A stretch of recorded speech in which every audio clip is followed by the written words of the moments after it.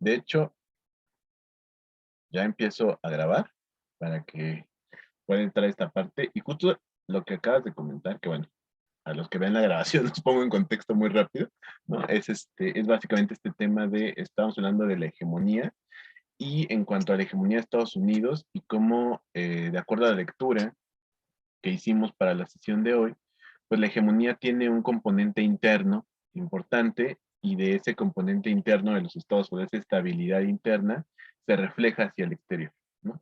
Esa es un poquito la idea en general y me parece bien interesante que lo señale Zul, porque justo creo que parte de lo que estamos viendo del enorme desastre en Afganistán es un reflejo también de esta debilidad o de este debilitamiento de la propia imagen de Estados Unidos tanto hacia el exterior, hacia el interior, perdón, como hacia el exterior, ¿no?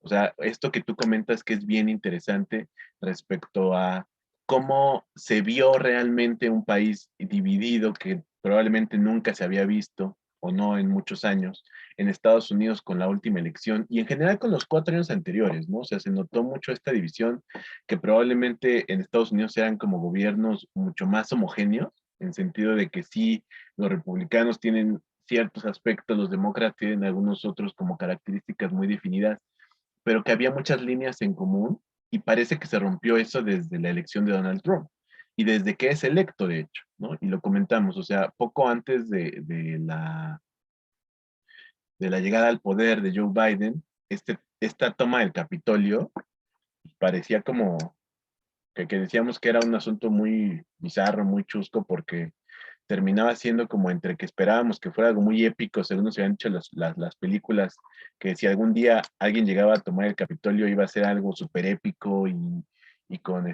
unas cuestiones bien interesantes y acaba un cuate con un casco de cuernos y una bandera estando ahí al frente, ¿no? Entonces fue algo curioso, algo que tal vez no nos imaginábamos pero que sí puede ejemplificar y que sí puede traer estos aspectos justo de la hegemonía, ¿no? La hegemonía, y ahorita lo que vamos a ver, y justo es lo que plantea un poco Susan Strange, cómo hay este cambio en la visión de la hegemonía y durante el año en el que ella escribe este texto que vamos a revisar, que son finales de los 80, parecía que íbamos hacia un mundo sin hegemonía, ¿no? O sea, un mundo tan globalizado en el que se iba a perder como la hegemonía absoluta de algún estado. Y ella nos dice por qué no, y lo vamos a revisar, pero sin duda sí tiene que ver con esto, y yo coincido contigo, creo que estamos cerca de ver el fin de la hegemonía estadounidense. Creo que, bueno, ya lo comentaremos un poquito más adelante, eh, pero creo que China cumple con ciertos aspectos de los que nos plantea Susan Strange, que es lo que vamos a revisar hoy, para, para ver o para tener este nuevo rol hegemónico, aunque hay ciertos temas que todavía faltaría por ver ahí, ¿no? Pero sin duda sí, yo sí considero que estamos cerca de ver el término de la hegemonía estadounidense. Y ahorita antes de darles la palabra de vuelta a Ricardo Azul, ¿no? Para continuar con esto, pues saludo a Anto. Anto, ¿cómo estás? Buenas tardes.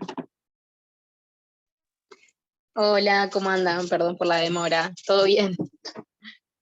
No te preocupes, Anto, vamos casi iniciando. De hecho, acabo de comenzar a grabar prácticamente. Y bueno, pues entonces ya, Pame me dice que probablemente entre un poquito más tarde, ¿no? Iri, también tal vez entrar un poquito más tarde y eh, Noemí me parece que no va a poder entrar el día de hoy, entonces si les parece mejor iniciamos de una vez. Entonces, bueno, ya nos comentaba un poquito sobre estos aspectos sobre la lectura y en general, no sé si quieras comentar algo más, Zul, y ya entrar de lleno ahora sí al tema de la lectura como tal. Nada más, gracias. Gracias a ti, Zul. Este, ok, entonces, pues si gustan ya comenzamos. Ricardo, ¿qué nos puedes decir tú de la lectura, ¿no? De esta parte, ¿qué te pareció?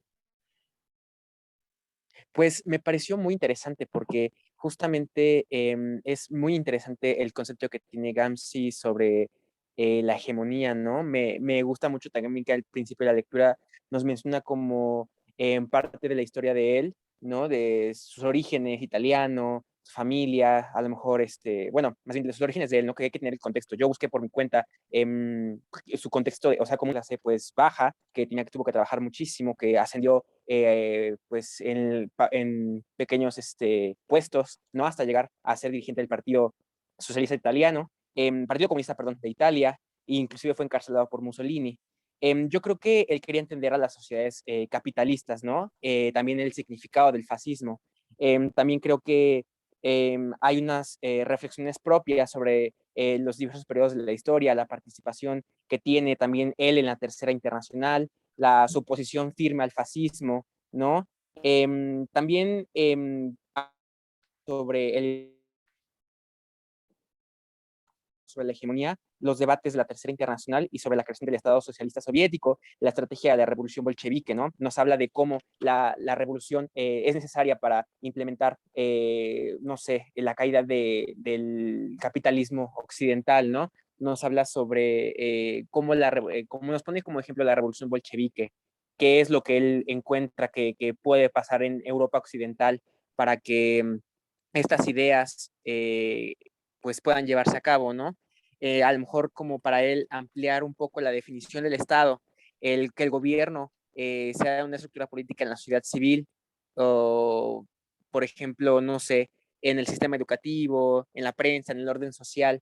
También nos habla de la clase dominante, el Estado sobre la sociedad civil. Y nos pone de ejemplo también algo que me parece muy interesante porque tú ya lo habías mencionado en otras clases, ¿no? Sobre Maquiavelo. Nos habla que él también hace referencia a Maquiavelo y su liderazgo del Estado y la base social que tiene en pensamiento Maquiavelo para una Italia unida, y que Gramsci dice que más bien el liderazgo del Estado debe ser, y la base social de apoyo debe ser, pero como alternativa al fascismo. Entonces, hay un aspecto consensuado del poder entre pues estas clases, ¿no? Y una hegemonía hacia el comportamiento de la gente puede ser. Y bueno, eso es todo lo que hasta ahorita puedo decir sobre la lectura. Perfecto, muchas gracias, Ricardo. Que son puntos bien interesantes, ¿no? O sea, de entrada sí, me gustó mucho que eso lo dice al inicio, lo dice el autor, pero creo que nunca está de más repetirlo, que todos los autores, él habla particularmente de Gramsci, pero bueno, todos los autores y todas las personas, pues responden a un contexto, ¿no? Lo hemos dicho aquí en las sesiones respecto, sobre todo cuando se hablaba de Morgenthau, para entender lo que nos estaba diciendo el Señor y desde dónde nos está hablando y por qué el libro de pronto tiene como estos aspectos muy lacónicos, ¿no? Como este asunto también de justo muy realista, ¿no? Digo, no quiero sonar redundante, pero pues es eso, en esencia. Y eso es algo bien importante, ¿no? Siempre a los autores hay que leerlos en su contexto. Y este tema de la clase dominante, ¿no? Me parece un asunto importante. Y esta dicotomía que vamos a revisar, vamos a reiterar más bien un poco más adelante, pero que sí, sí creo que es importante, en el que nos dice que el, la clase dominante va a ser diferente a la dictadura del proletariado, ¿no? O sea, no es exacto, no es lo mismo. Y esto es un punto bien interesante, o sea, quitando un poquito los adjetivos y nada más hablar de que dominación o hegemonía no va a ser lo mismo a una dictadura, ¿no? O sea, hacer esta dicotomía y poner esta diferenciación me parece importante porque creo que muchas veces cuando escuchamos el concepto de hegemonía, se nos puede ir como más hacia el tema del dominio, ¿no? O hacia el tema de una subyugación incluso, de un poder sobre otro.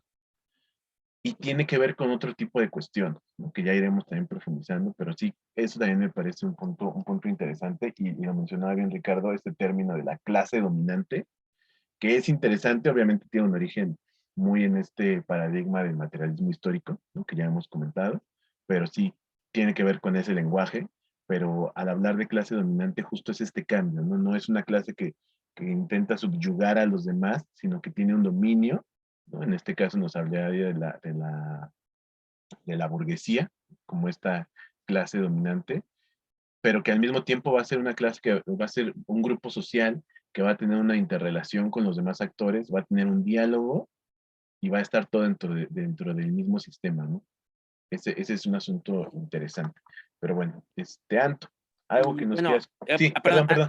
Adelante. antes se me ocurrió ahorita que comentabas, antes de que se me olvide, que se me hacía muy interesante que también Gramsci decía sobre el poder que tenía, ¿no? La revolución, tanto en Rusia como lo tuvo y cómo fue, y cómo podría ser en Occidente, porque dice que no es la misma fórmula que se podría emplear, porque la sociedad de Europa Occidental es muy diferente, ¿no?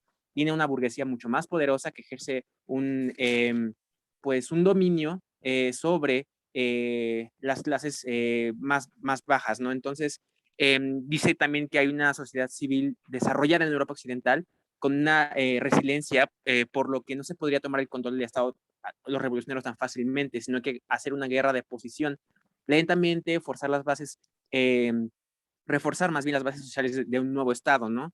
Y que la lucha podría ganarse primero en la sociedad civil antes que con un ataque al Estado para tener un éxito de esa revolución. Y bueno, es todo. Ahora sí, Anto, perdón. Gracias, Ricardo. Sí, que justo esta guerra de posición es un concepto también bien interesante que implica, como bien decía Ricardo, no hacer un cambio radical en el Estado, sino cambiar un poco como el status quo, ¿no? En el sentido de que la clase dominante podría ser otra, pero sin que eso implique un cambio en toda la estructura gubernamental, digamos, ¿no? Entonces es interesante cómo lo plantea esto. Sí, Anto, algo que nos quieras comentar sobre la lectura. Perdón, yo no leí el texto hoy, No, no pero sí leí a Gramsci hace un largo tiempo, Ujú. así que puedo comentar algo así chiquito desde ahí. Y un poco lo que decía Richie, que a mí me parece como importante como rescatar que bueno, primero que sí, que Gramsci muere en la cárcel, como, bueno, porque lo habían metido preso, como ustedes dijeron, lo habían metido preso Mussolini. Después, el hecho de que si bien, o sea, era un comunista, como que ya, como decían antes, era ya la tercera internacional, entonces ya se estaban manejando otros conceptos, por ejemplo, lo que decían respecto a Occidente, ¿no? Como esto de ocupar las trincheras institucionales, como que él termina siendo un poco una de las bases de la socialdemocracia, ¿no? En esto de, bueno, eh,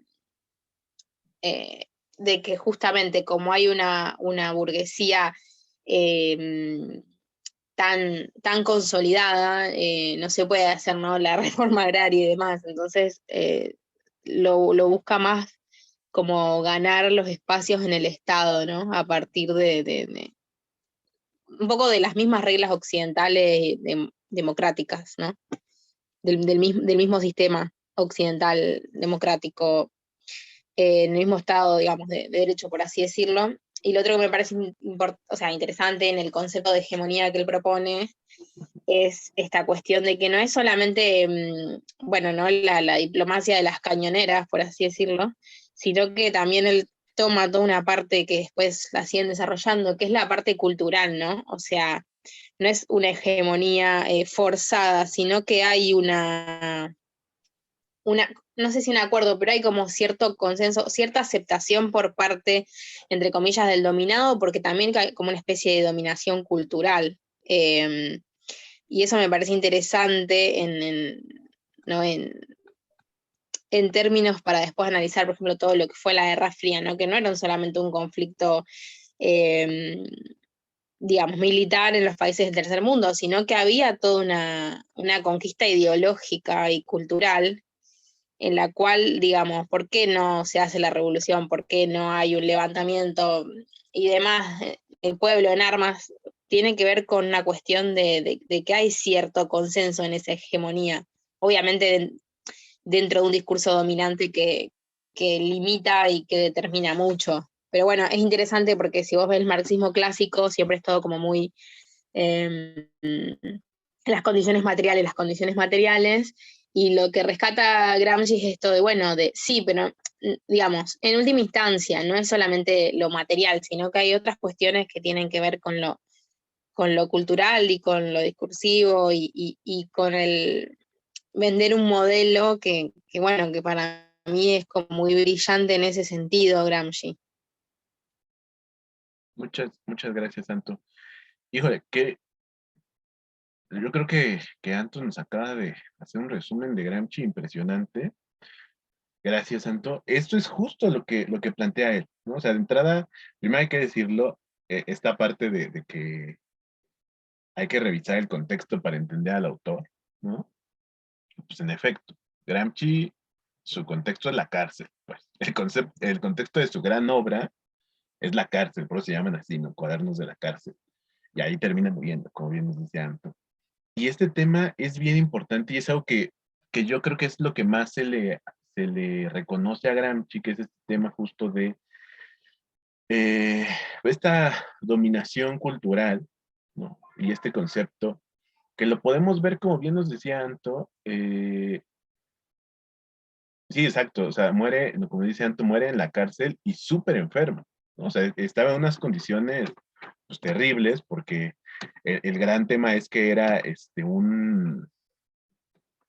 sí, un preso, ahora diríamos un preso político, ¿no? En sentido estricto, como bien nos decía Anto, pues Mussolini lo mandó ahí y lo mandaron ahí solo por sus ideas, ¿no? Como pasó en su caso con Revueltas aquí en México, que también en la cárcel fue donde escribió, y sí, uno se sorprende de pronto cómo pueden escribir ahí, ¿no? O sea, de entrada, uno como en el tema de los recursos, ¿no? O sea, desde con qué escribes, que podía parecer algo muy absurdo, pero pues estamos hablando de cárceles, además cárceles donde estaban los enemigos políticos, o sea, no era cualquier cárcel, sino una cárcel política, que tiene también sus cosas mucho peores que la cárcel tradicional, aunque de por sí sea horrible, por supuesto, y que además tiene este otro contexto de dónde sacan las ganas para hacerlo, ¿no? O sea, ahí es cuando se da cuenta que realmente son personas que estaban muy comprometidas con su causa ideológica, porque estando en la cárcel, cuando están siendo castigados por estas condiciones ideológicas, es cuando tienen estas brillantísimas pues, ideas y las plasman, ¿no? O sea, les digo, Gramsci es un caso, a mí siempre el caso de José de Revueltas aquí en México me ha parecido extraordinario en ese sentido, pero sí, sin duda también es importante. Y sí, entender cómo se escribía en tan malas condiciones, ¿no? Como nos dice Anto aquí en el chat. Pero justamente esta dominación cultural es como la gran aportación de Gramsci, lo que siempre se le reconoce, y es algo que revisan mucho, por ejemplo, en comunicación, ¿no? De cómo llegó todo esto. Lo platicábamos un poquito, sin tener esta intención tal cual, pero si se fijan, y esto es algo bien interesante, ahora con lo que hemos visto, las teorías que hemos revisado, se interrelacionan entre sí muchos aspectos. Y ya podemos tener, ahora que tenemos este conocimiento, podemos tener la manera de relacionarlos y de ver cómo las ideas no corren por caminos distintos, sino que en algún punto se encuentran. Tienen como ciertos temas en común todas o la mayoría de las teorías. Y esto, por supuesto, responde a que todas las personas que hemos revisado y que escriben teorías, pues están revisando y están analizando el mismo mundo en diferentes circunstancias, en distintos contextos, pero estamos hablando del mismo planeta, ¿no? Y esto es interesante cómo coincide, o sea, algunos de estos aspectos de la dominación cultural los podríamos asumir o los podríamos llevar a lo que hemos visto sobre el Smart Power, por ejemplo, ¿no? Lo platicamos ahora con el poder de las empresas y demás. O tiene que ver también con lo que veíamos la semana pasada, ¿no? O sea, el tema de cómo existió esta dominación, existió esta, esta lucha que bien nos decía Anto, esta lucha dentro de la Guerra Fría, que era una lucha mucho más cultural que militar, económica y política. O sea, era un todo, pero en la cultura se veía mucho más reflejado, ¿no? Y en este aspecto cultural tiene que ver como decíamos, las empresas, también tiene que ver con temas como el deporte, por ejemplo, que comentábamos la semana pasada, ¿no? O sea, los Juegos Olímpicos de Moscú fueron el ejemplo de eso. Y tan lo fueron que se intentó hacer un boicot organizado, por supuesto, por Estados Unidos, que no participaron, ¿no? Entonces, es bien interesante cómo todo esto, porque todo eso tiene que ver con un aspecto mucho más cultural, que es justo lo que plantea Gramsci. Y la idea esta de dividir al mundo en los dos grandes bloques, pues es justo eso, ¿no? O culturalmente eres capitalista o en este sentido eres comunista, culturalmente con todo lo que implica y todas las implicaciones políticas y económicas que pueda tener esta adscripción, ¿no? Ya sea al capitalismo o al comunismo. Y un punto interesante de la lectura es que nos habla de cómo el tercer mundo el surgimiento del tercer mundo, que como sabemos, ahora se ha manejado mucho como un concepto para demeritar a ciertas economías, pero que en su momento justo representó una tercera alternativa diferente al capitalismo y al comunismo. El surgimiento de este movimiento, que en su momento era el movimiento de los países no alineados, que después se quedó con el nombre de tercer mundo, pues realmente tiene la intención, y dentro de este concepto de hegemonía que nos maneja el autor y que plantea a partir de las ideas de Gramsci, pues realmente tiene la intención de cambiar el rol hegemónico, ¿no? De cambiar el papel de la hegemonía, y muchos autores asumen que esto fue lo que empezó a ocurrir. O sea, que en los años posteriores, es decir, en los finales de los 70s y los 80s, realmente podríamos hablar de un mundo que iba hacia no tener hegemonías, sino como ciertos liderazgos más bien, pero muchos apostaban al mundo sin hegemonía. Y la realidad es que Susan Strange lo que nos va a decir es que esto no es cierto, y lo vamos a revisar, y creo que ahora ya no podríamos cuestionar si existen o no hegemonías, ¿no? Me parece que también actualmente lo podemos decir, lo comentábamos al inicio con Zul, con la intervención de Zul, la hegemonía estadounidense me parece que sigue siendo clara, me parece que no hay como mucha discusión entre si existe o no, y ahorita vamos a ver por qué también, pero sin duda es interesante ver esto, ¿no? O sea, cómo ha habido movimientos que pretenden cambiar esta hegemonía, y cómo las hegemonías, como bien nos comentaba Azul al inicio, surgen desde los propios estados, de las estructuras internas. Si una estructura interna dentro del estado, ese estado no va a poder tener poder hegemónico, no va a poder tener una hegemonía frente a los otros estados, por ejemplo. Y eso es un tema bien interesante que sí tiene que ver con lo que ha pasado últimamente en Estados Unidos y que vamos a estar revisando, ¿no? Pero bueno, ya se nos conectó Iri. Iri, ¿cómo estás? Buenas tardes. Hola, a ver. Hola Jesús, perdón, se me olvidó tu nombre. Estoy así como un poquito.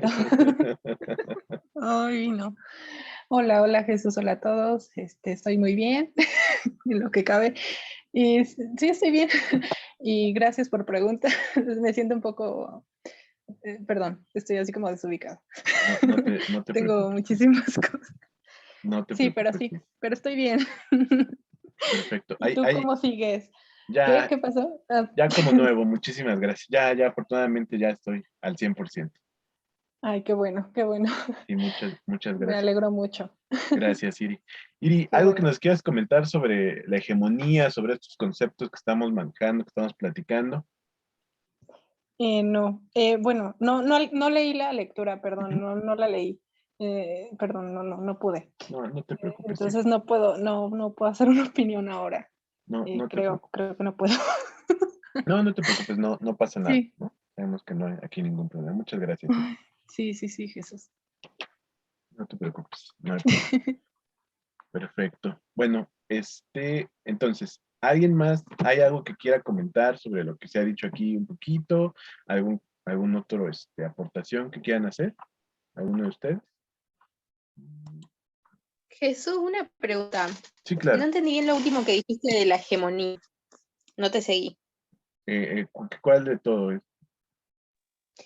Lo que pusiste como ejemplo de Estados Unidos. No sé si era algo tipo de las elites o cómo era. Ah, sí. Mira, lo que pasa es que al inicio un poquito lo que nos comentaba Azul es que un aspecto también que viene en la lectura es que lo que plantean es que la hegemonía surge desde dentro de los estados, ¿no?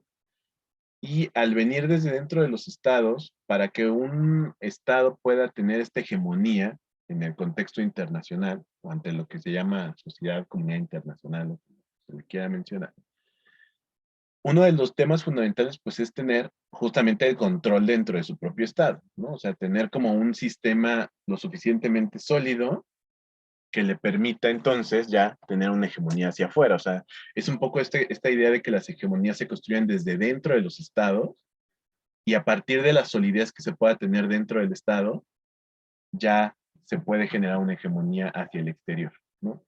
Y lo que comentábamos al inicio es que algunos de los signos que hemos visto respecto al Estados Unidos actual, ¿no? En los últimos años, con todo el tema de Trump, que ya sabemos desde su elección, desde todo lo que ocurrió, la posterior toma del Capitolio, ahora lo de Biden, lo que está pasando en Afganistán, todo eso, pueden ser o no reflejos de lo que parece que podría ser una pérdida de la hegemonía por parte de Estados Unidos, ¿no? Y comentábamos un poquito esto, y de cómo, en efecto, o sea, siguiendo esta lógica del planteamiento de las hegemonías, que nos marca el autor, que tiene que ver un poco con Gramsci, aunque Gramsci nunca lo puso como tal, pero es una interpretación de lo que escribió el propio Gramsci.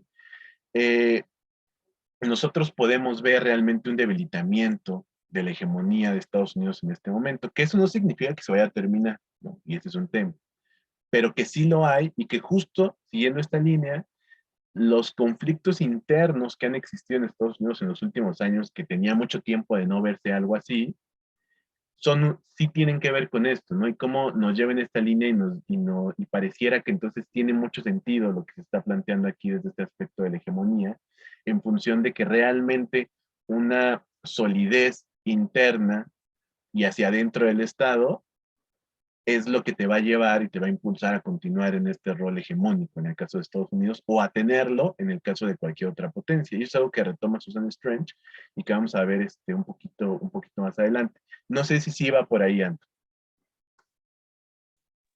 Ah, genial, muchas gracias. Sí, sí, era, digamos, para ver si se salía un poco del postulado realista y se había entendido bien como que sí, como que la hegemonía se proyecta desde adentro hacia afuera, cuando vos tenés un país muy dividido, la política exterior se complica, ¿no? O sea, vos Exacto. tenés como un liderazgo dividido o un recambio de elites o cosas así, está entendido. Sí, exacto. Es justo eso. O sea, cuando tú tienes en tu interior muchos conflictos que atender, evidentemente, pues no tendrás la política exterior luminosa y brillante que probablemente puedan tener algunos otros, ¿no? Y hablando de política exterior en todos los sentidos, ¿no? O sea, desde tus propias empresas, por supuesto, y demás, ¿no? Entonces sí tiene que ver un poquito con esta idea. Y entonces, bueno, no sé si hay algo más que alguien quiera comentar en este momento, o quieran decir, o ya nos vamos a la presentación. Ok, bueno, me parece que entonces ya nos vamos a la presentación, ¿vale? Voy a compartir la presentación del día de hoy.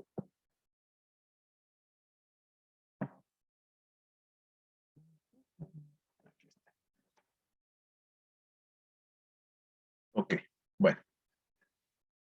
Un poquito la intención de la lectura era que todos tengamos más o menos una visión de lo que es la hegemonía, ¿no? Era un poquito como plantearnos estas preguntas de qué es la hegemonía. Creo que es un concepto que todos tenemos como muy claro. Creo que es un concepto que todos hemos manejado en algún otro momento y que lo podemos ver en la realidad internacional actual. O sea, creo que por ahí no hay como mayor problema. Entonces, bueno, vamos a entrar.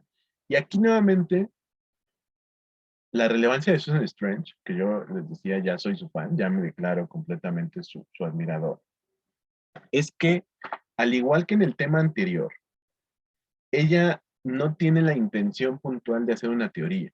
O sea, como tal cual Morgenthau nos decía, esta es la teoría del realismo político y les voy a aventar una teoría del realismo político, y entonces nos da 1000 páginas al respecto, sino que Susan Strange lo que hace es intentar, en el caso de la economía política internacional, como lo comentábamos, conciliar un poquito lo que parecía o lo que hasta ese momento eran dos disciplinas diferentes, las relaciones internacionales por un lado y la economía política internacional por el otro, y conciliarlas en un mismo, en un sentido en el que tienen mucho que ver, evidentemente, como lo hemos visto, y que ahora ya no, como les decía, ya nos puede parecer muy obvio, y creo que nadie de aquí puede hacer o pretender un análisis económico sin tomar en cuenta aspectos políticos, y viceversa, no se puede hacer un análisis político sin tomar algunos aspectos económicos, sobre todo cuando hablamos de RI, pero que en su momento estaban como muy separados estos campos, ¿no? O sea, los internacionalistas solamente nos dedicábamos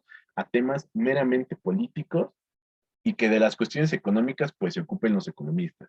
Y en ese hueco, en esa falta de análisis respecto a estas relaciones económicas internacionales, es que surge la economía política internacional, y por eso eran dos disciplinas.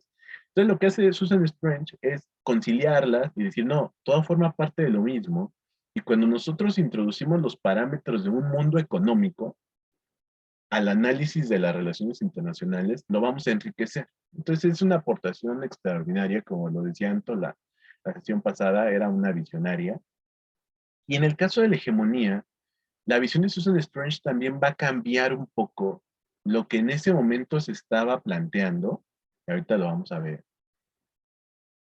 Y actualmente también ya nos puede parecer como muy obvio, ¿no? Que sí hay hegemonías, que siguen existiendo, pero para el momento en el que ella escribe, todo el mundo decía como que ya las hegemonías no iban a existir. O sea, que no era necesaria una hegemonía, sino que más bien iba a haber pues, diferentes actores importantes, pero ninguno iba a ser hegemónico.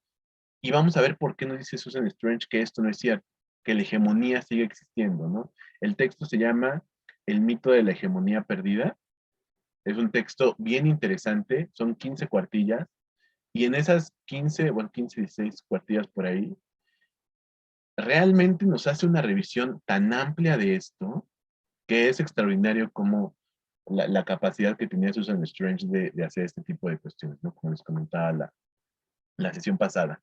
Entonces, ahorita la vamos a revisar, y particularmente lo que quiero también que nos quedemos es que hasta el momento, bueno, un poquito la semana pasada tampoco, pero en general, lo que hemos visto pues es que las teorías de entrada son libros grandototes, ¿no? Son un montón de postulados, son un montón de cosas, y no necesariamente es así.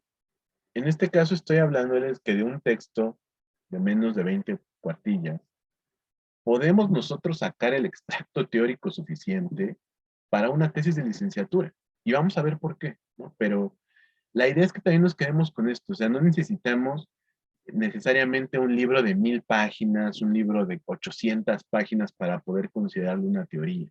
Una teoría es toda aquella visión del mundo que nos va a servir para analizar un tema. Y ahorita vamos a ver cómo puede funcionar en este caso, ¿sale? Entonces voy a empezar y como siempre, cualquier duda, cualquier pregunta, por favor, digo, el chat ahí está, por supuesto, pero pueden también abrir su micrófono, interrumpirme y con todo gusto lo vamos a revisar, ¿vale? Cualquier aportación que quieran hacer, con gusto. Entonces, ok, vamos a repasar nada más algunos aspectos sobre la hegemonía tradicional, ¿no? Aspectos que a mí me parecieron interesantes, que ya algunos de ustedes complementaron ahorita en esta revisión previa, ¿no? De entrada hablamos de esta dicotomía que existe entre hegemonía y dictadura, y lo que nos dice el texto es que son completamente distintas, y esto hay que entenderlo, ¿ok? La dictadura entendida como un dominio o una subyugación del resto no es lo mismo que una hegemonía. En la hegemonía hay elementos como más, ni siquiera de un cierto control, sino de influencia, ¿no? Lo que nos decía Anto, la hegemonía en este concepto muy gramsciano, que es lo que estamos manejando justo, tiene que ver más como con esta influencia, más que una dominación en sentido estricto. Y tiene que ver con una influencia cultural, que es justo lo que nos dice Gramsci, pero no es una dictadura, o sea, no le impone a los demás las cuestiones, sino que la hegemonía se termina transformando en un poder en un poder mayor, pero no necesariamente un control absoluto, ¿no? O sea, ahorita vamos a ver más adelante, porque creo que esta parte puede resultar un poco complicada, pero sí me parece interesante ver esta diferencia entre hegemonía y dictadura, ¿no? O sea, decir, no es lo mismo, y esto es lo primero que tenemos que entender, que son conceptos diferentes, ¿vale? También lo que nos decía, ¿no? Nos habla de la revolución pasiva, que es esta que se hace dentro de los propios estados para cambiar la estructura de poder, y en la cual el actor hegemónico o la clase dominante, para usar los términos gramscianos, puede cambiar. O sea, puede haber otra clase dominante sin que eso signifique un cambio radical en el gobierno, ni en el Estado, ni en las instituciones. O sea, tiene que ver un poquito con esto la revolución pasiva y cómo, como nos decía Anto, se puede hacer desde el propio Estado. ¿Sabe? O sea, sin trastocar otro tipo de cuestiones, con que personas diferentes lleguen a las instituciones estatales, también se puede hacer este cambio, de acuerdo a esta visión de Gramsci, ¿no? También nos habla de bloque histórico, que es un concepto interesante, aunque la verdad mucho más sociológico que realmente de interés para nosotros como tal, ¿no? Pero bueno, también es un punto ahí interesante. Nos habla de una guerra de movimiento, que es como justo siempre va a haber como esta disputa entre en ciertos estados, entre las clases, para ver quién va a ser la clase dominante, que bueno, lo podemos ver ahorita un poco más en ciertos países del mundo, tal vez incluyendo México, y la diferencia con la guerra de posición, que tiene que ver mucho más con esta revolución pasiva y que tiene que ver con estos aspectos que ya nos comentaba Anto un poquito antes, ¿no? Entonces, yo destaco estos 5 puntos como parte de lo que... Perdón, estaba revisando mis notas para ver si tenía aquí algo más, ¿no? Yo rescato estos 5 puntos como parte de lo que nosotros estamos viendo como la hegemonía tradicional, que es un concepto que se utiliza de manera constante, y entender cómo desde la perspectiva de Gramsci esta hegemonía tradicional no tiene que ver con una dictadura. Y esto es en lo que nos decía Anto, ¿no? La gran diferencia de Gramsci respecto a los primeros autores ligados al materialismo histórico, pues tiene que ver con que él nos dice que ya es la tercera internacional, como bien nos decía Anto, nos decía Ricardo, ya no se busca como tal la dictadura del proletariado, ¿no? O sea, desde este punto no es estrictamente lo que se quiere, sino sino que la clase dominante sea la clase obrera, que es una diferencia enorme. Porque como bien nos decía Anto, esta diferencia va a sentar las bases de la socialdemocracia. O sea, no se trata de que ahora sea el proletariado quien someta a la que hasta en ese momento había sido la clase dominante, ¿no? Como la burguesía, sino que realmente se construyan bases de esta socialdemocracia, que es lo que actualmente sigue existiendo en muchos países y sigue entendiendo ahora como la izquierda, pero es esto de los grandes aportes que tiene el propio Gramsci, ¿no? O sea, no vamos ya a buscar la dictadura del proletariado, vamos a buscar insertar ciertos mecanismos dentro de las democracias, pero que tienen que ver con una clase social dominante distinta a la clase social dominante tradicional. Va un poquito por ahí. Entonces creo que este tema va un poquito por estos aspectos, ¿no? Entonces es entender esta hegemonía tradicional desde la visión de Gramsci, ya para cambiar un poquito esta idea de que hegemonía es igual a un control absoluto, ¿no? O a una dominación, o a estar debajo de otro poder. Tiene que ver con otros aspectos mucho más, pues mucho más de influencia, ¿no? Mucho menos político o militares, digamos, sino más en otro tipo de cuestiones más culturales, como bien nos decía. Y entonces, ahora vamos a ver el tema de la hegemonía tradicional, estos conceptos que ya veíamos, y cómo se ligan a las relaciones internacionales. Hasta las dos, todo. Ya está. Funcionó hasta doble. Ok. Nos dice que las hegemonías del tipo internacional son instauradas por estados poderosos que han pasado por verdaderas revoluciones sociales y económicas, ¿no? O sea, este es un tema bien importante. Lo económico también nos va a impactar evidentemente en un estado hegemónico. ¿Ok? Porque la revolución no solo modifica la economía interna y las estructuras políticas del estado en cuestión, también desata energías que se extienden más allá de las fronteras del estado. Y es a lo que hacíamos referencia hace ratito. La hegemonía, de acuerdo a estas visiones, nacen desde dentro de los estados. Cuando se forma una estructura lo suficientemente fuerte en los estados, en este caso, según nos plantean, producto de una revolución social y económica, es que entonces a partir de ahí, esta va a tener también eco hacia el exterior, intentando generar esta hegemonía. Y nuevamente yo les invito ya a muchos años después de que todas estas cuestiones fueron planteadas, a ver, por ejemplo, lo que pasa con China. China empezó un proceso hace ya bastantes años, un proceso muy complicado para ellos, que fue la revolución cultural y otra serie de cuestiones ahí que se fueron dando.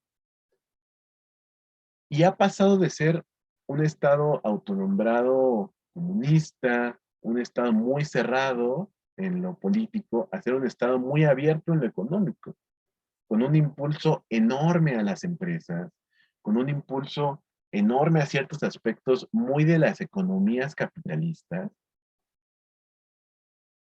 Y a partir de estas modificaciones es que ha tenido un impulso hacia el exterior extraordinario, que pasa por todos los aspectos y que lo hemos visto, ¿no? Desde evidentemente lo político, lo económico, digo, eso está claro, con la cantidad de empresas chinas actualmente en todas las industrias que son líderes, un impulso social y un impulso cultural.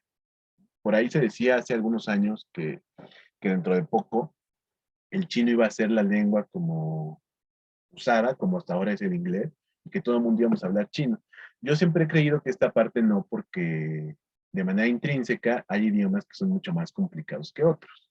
Y creo que el chino es mucho más complicado que el inglés, por ejemplo. Y que una de las razones por la que el inglés es el idioma dominante, y lo entrecomillo a nivel mundial, pues tiene que ver con que es un idioma no fácil, pero sí menos complicado que algunos otros. O sea, si ustedes, por ejemplo, han incursionado, yo sé que la mayoría de ustedes sí, a otros idiomas, pues por ejemplo el francés suele ser mucho más complicado que el inglés de aprender. El alemán es mucho más complicado que el inglés de aprender. Y cuando hablamos de además idiomas que utilizan otro tipo de alfabeto, exacto, nos dice Anto como si fuera tan fácil aprender el chino, ¿no? Exacto, ese es el gran tema, o sea, yo creo que por ahí no pasa este aspecto, pero en este sentido hay algo bien interesante. Los chinos han intentado, o más bien se han adaptado, y muchos chinos hablan inglés. La cantidad de chinos que hablan inglés es impresionante. ¿No? Nos dice Anto que ni siquiera tienen alfabeto en chino. Justo estos son los temas. Entonces, por ello es que yo creo que la hegemonía podría pasar por otros aspectos, no necesariamente por el idioma, pero hay muchos otros aspectos en los que sí podríamos verlo. ¿Okay? Entonces, dejo esta idea así nada más como sembrada en este momento, y ya le iremos retomando un poquito más adelante.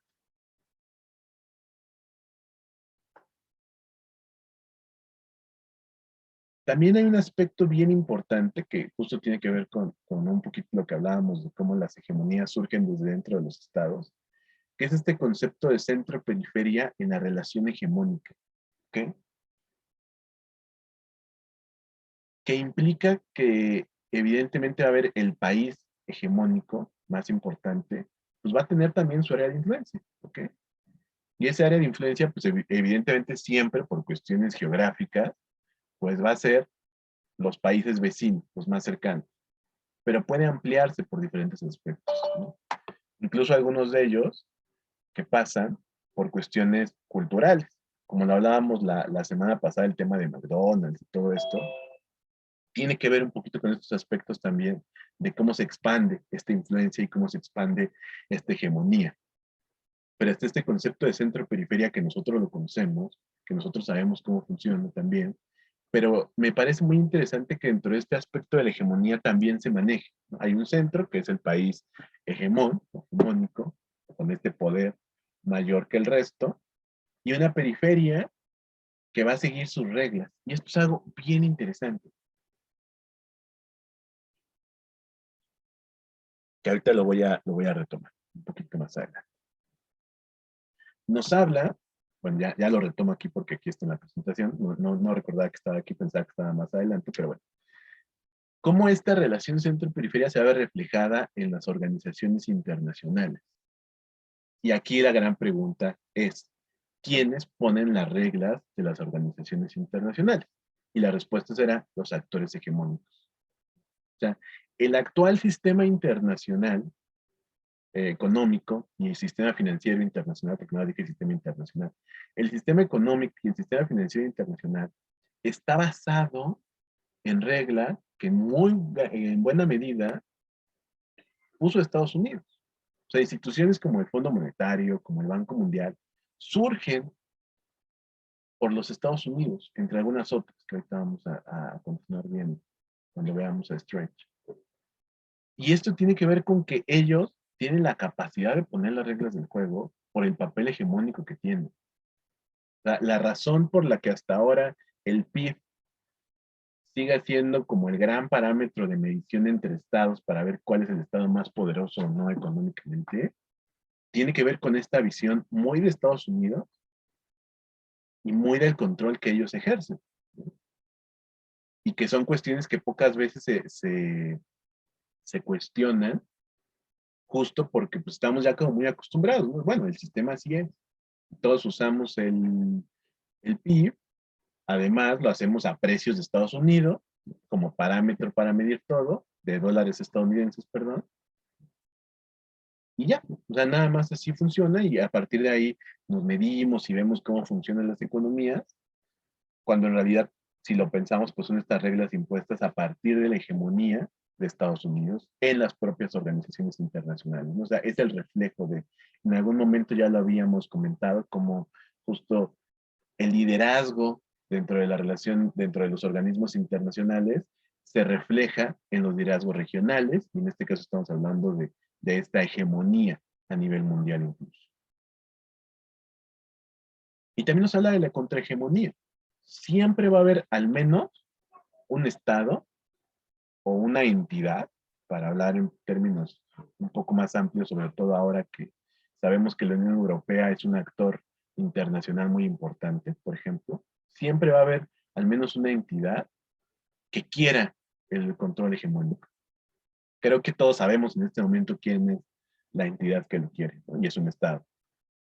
Y siempre va a existir como esta, no lucha como tal, pero sí esta tensión para llegar a la hegemonía. Esta hegemonía que se construye desde adentro a través de este concepto de centro-periferia, que se ve reflejado en organismos internacionales y que generalmente cuando cambia el país hegemónico, el Estado o el actor hegemónico, pues entonces va a haber otros que van a querer esa hegemonía, de cualquier forma, siempre va a existir esta contrahegemonía, los poderes contrarios, ¿no? Estos poderes que intentan llegar a este aspecto hegemónico y que puede que lo logren o no, pero que siempre van a estar ahí. Y que bueno, tiene que ver un poquito, ya nada más para terminar con esta parte de la contrahegemonía, lo que yo les decía. Cuando estábamos hablando de la Guerra Fría en los 70s, por ahí de 75, 76, que es cuando sale la Carta de Derechos y Deberes Económicos de los Estados, que surge el tercer mundo como tal, pues justo es esta contrahegemonía, ¿no? O sea, decir, no, pues es que nosotros ni queremos ser los, yo ocupo otra palabra, pero mejor no, estar subyugados a los estadounidenses, ni lo queremos estar haciendo a la URSS tampoco. Nosotros queremos generar una tercera vía que sea distinta para nosotros. Eso es contrahegemonía también, ¿ok? Y esto tiene que ver con algo que ocurre constantemente también con los poderes hegemónicos y con en general los actores importantes a nivel internacional. Y entonces, ahora sí, vamos a Susan Strange. Y como decíamos al inicio, a los autores, en este caso a la autora, hay que revisarlos en su contexto. ¿Y cuál es el contexto en este momento de Susan Strange? Susan Strange hace este texto en 1987.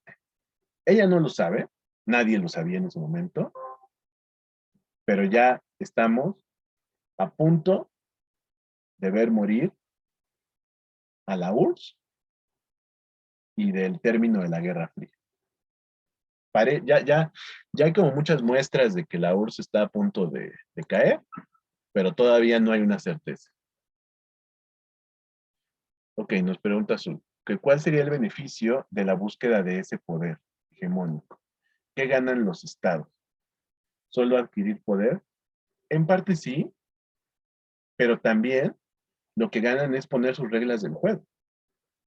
O sea, que sean sus reglas bajo las que se rijan los sistemas internacionales, como en el caso de Estados Unidos. O sea, Estados Unidos, en una medición del PIB a precios de Estados Unidos, muy difícilmente algún estado, el que sea cualquier otro estado, va a rebasarlo en esa misma medición. Porque los parámetros son puestos por ellos, ¿no? En temas financieros, por ejemplo, a pesar de las burbujas y de cosas extrañísimas que hacen de pronto los gringos y que nos han metido en una serie de problemas a todo el mundo, como la burbuja del 2008, ellos siguen siendo los líderes del sistema internacional. Y la razón es porque las reglas las pusieron ellos.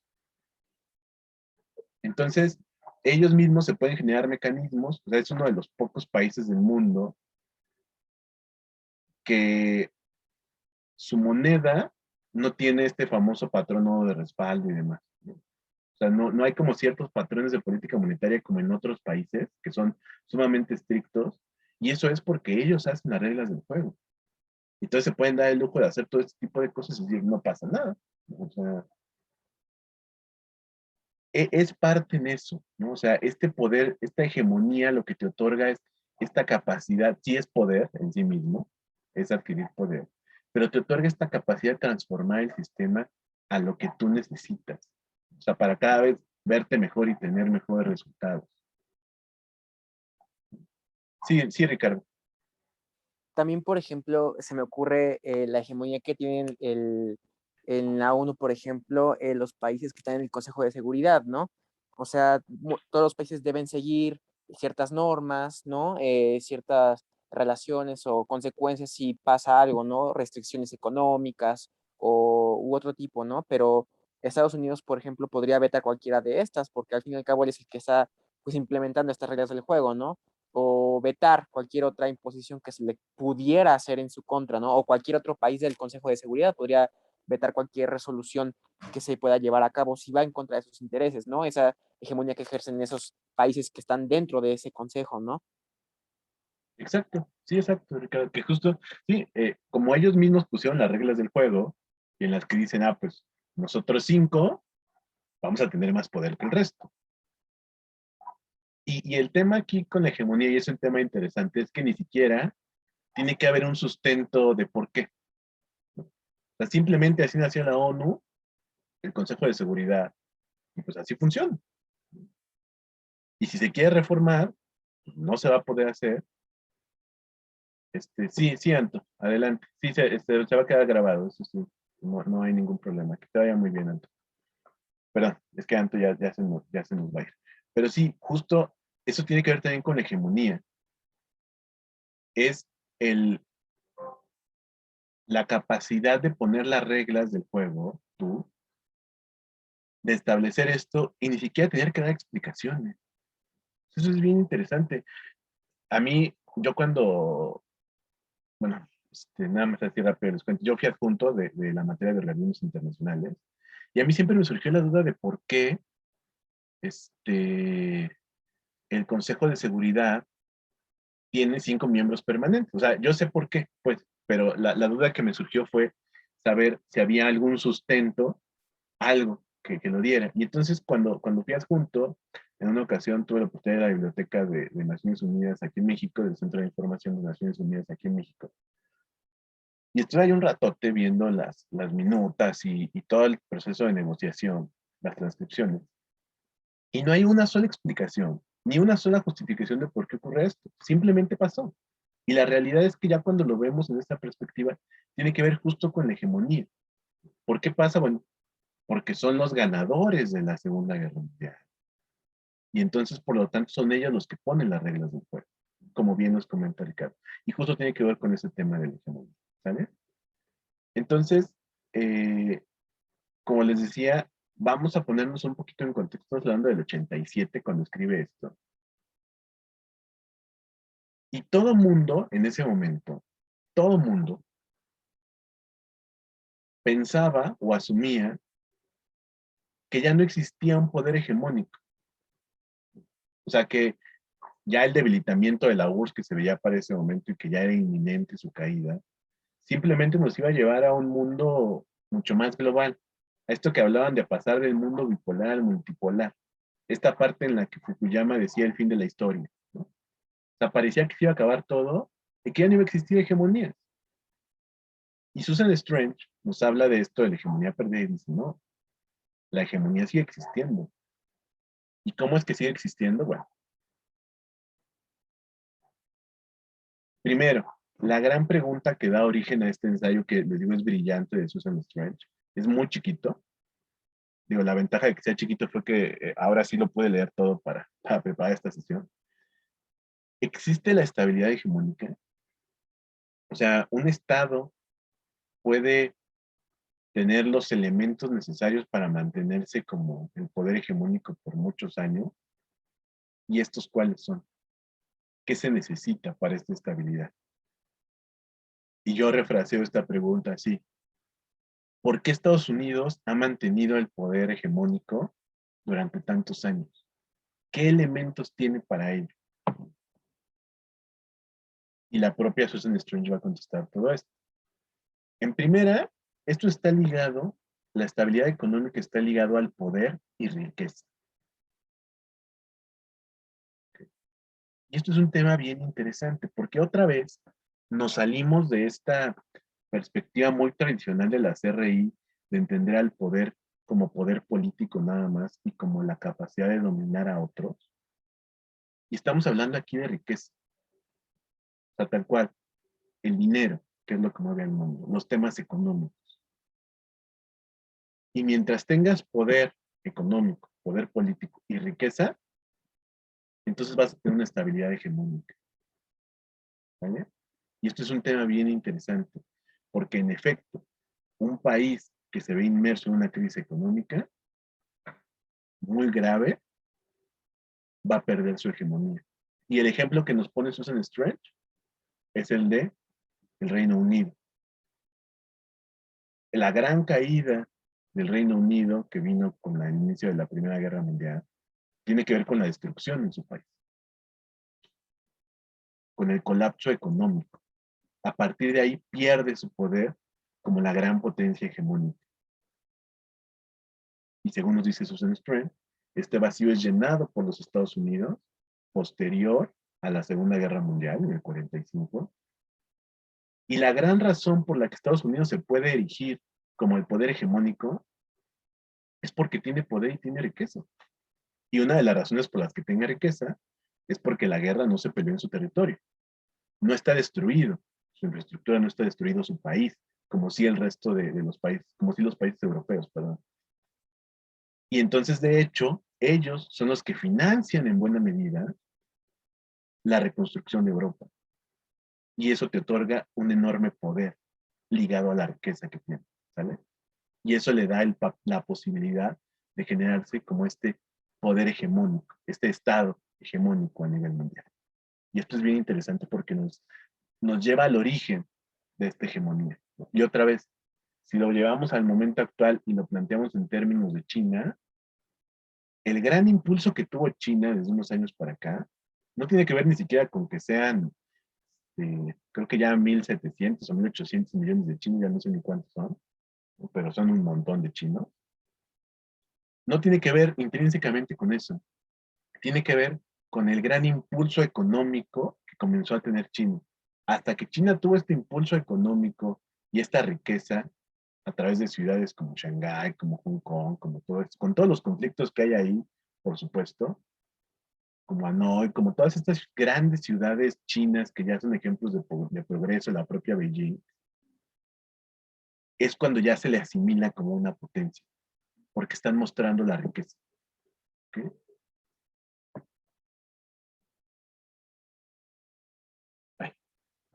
Y tercer aspecto que tiene que ver con lo que platicábamos ahorita, la estructura y las instituciones se generan a su modo.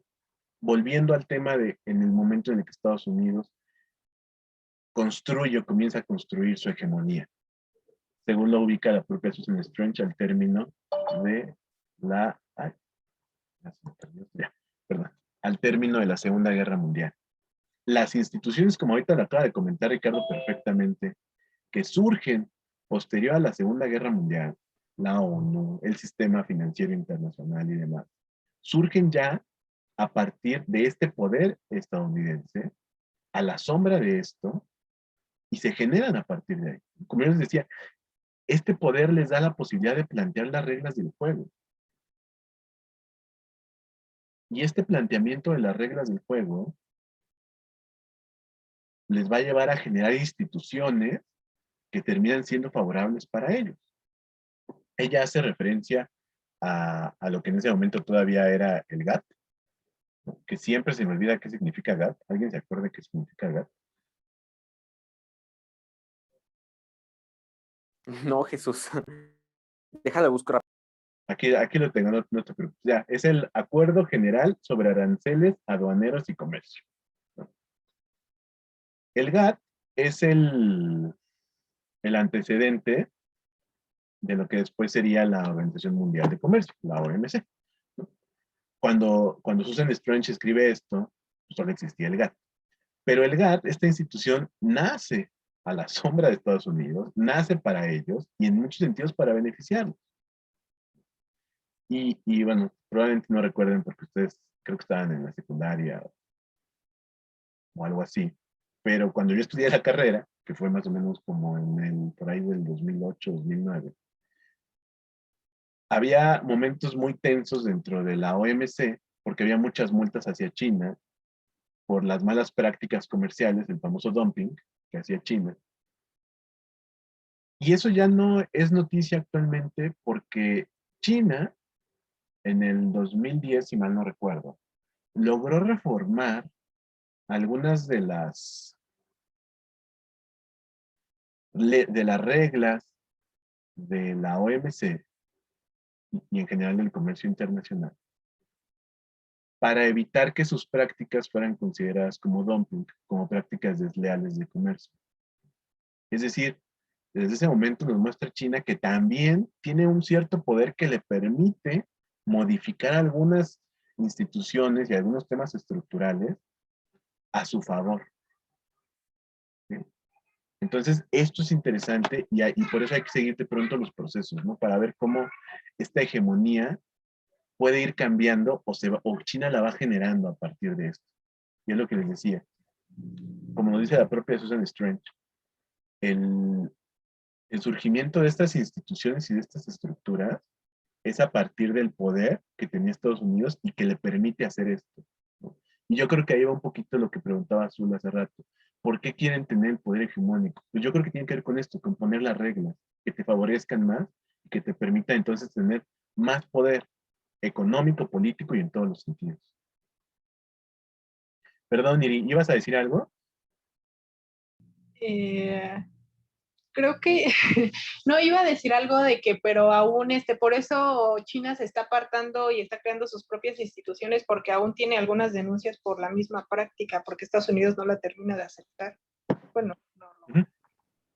Exacto. Sí, muchas gracias. Y justo, o sea, fíjense, lo que hace es, bueno, yo sé, China sabe que no va a tener tal vez la posibilidad de cambiar ya muchas de las cosas dentro de las estructuras ya hechas, entonces hace sus propias instituciones, como se acaba de decir Iri, perfectamente, ¿no? O sea, está generando sus propias instituciones en las que ellos tienen, evidentemente, la posibilidad de poner sus reglas, ¿ok?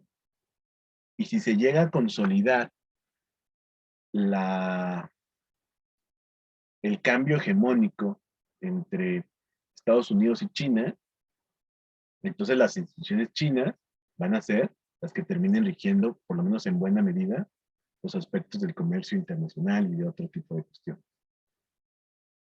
Pero es interesante cómo ocurre esto, porque justo, si bien hubo algunos cambios, como bien dice Iri, hay muchas multas todavía por el tema del dumping y por estas cuestiones, y entonces mejor China hace sus propias instituciones y su propia estructura.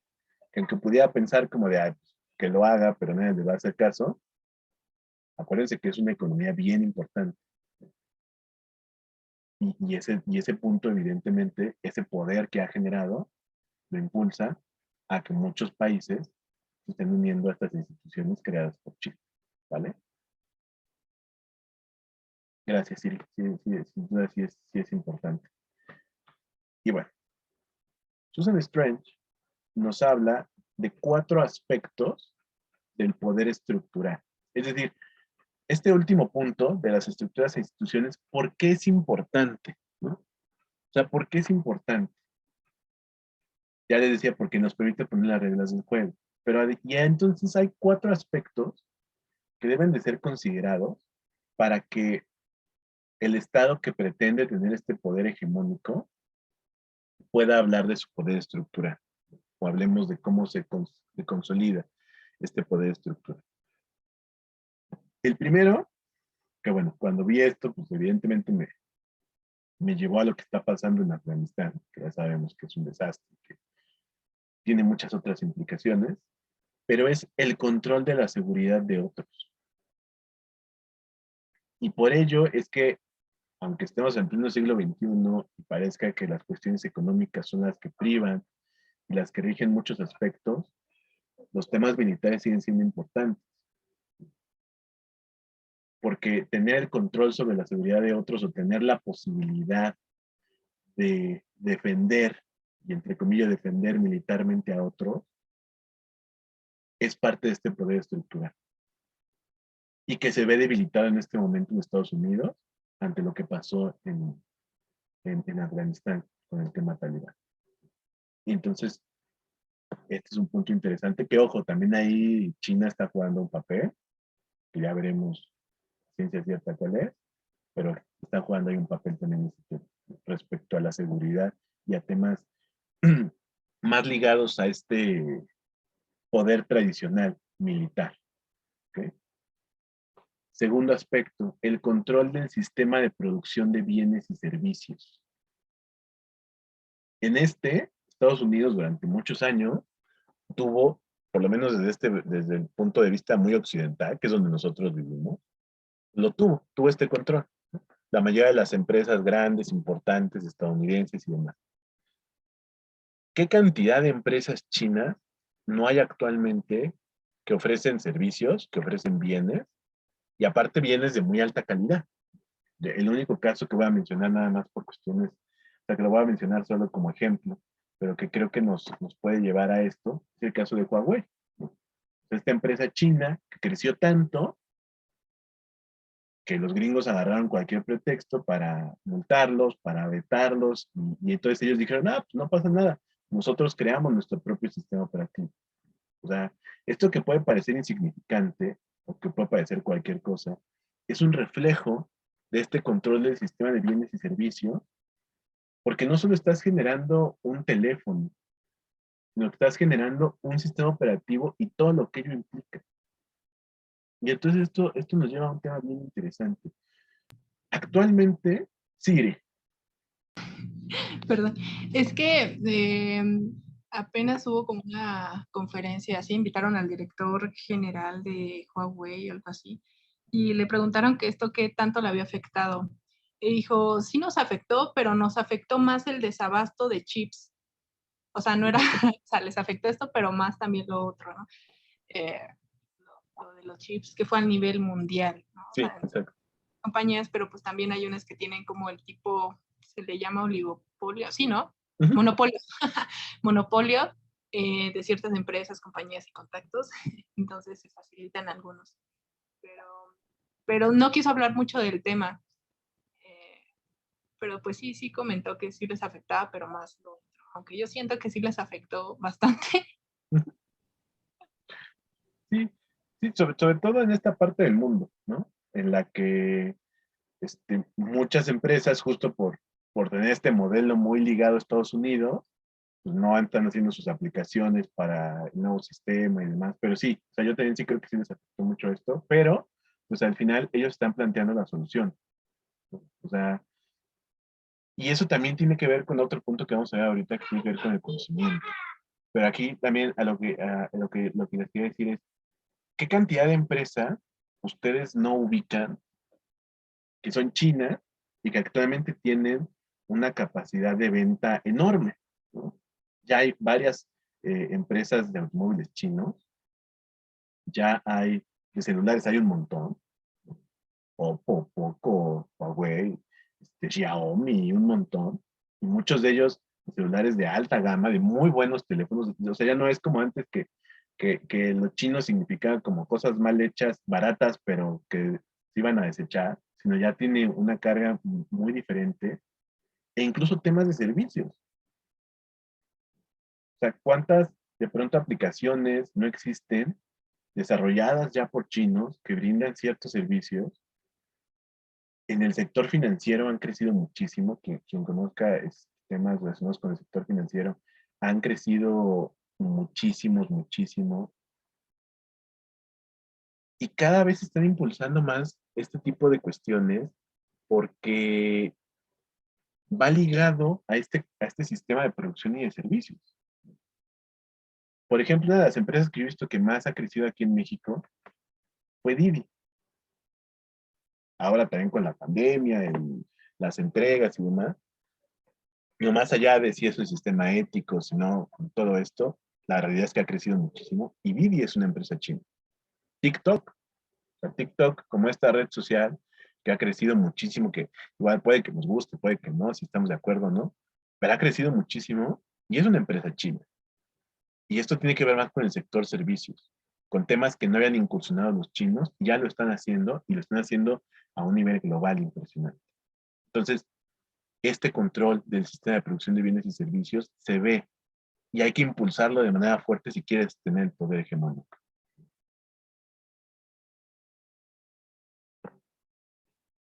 Aquí viene la parte que les decía, determinar la estructura financiera. Cuando tienes el poder, puedes determinar la estructura financiera.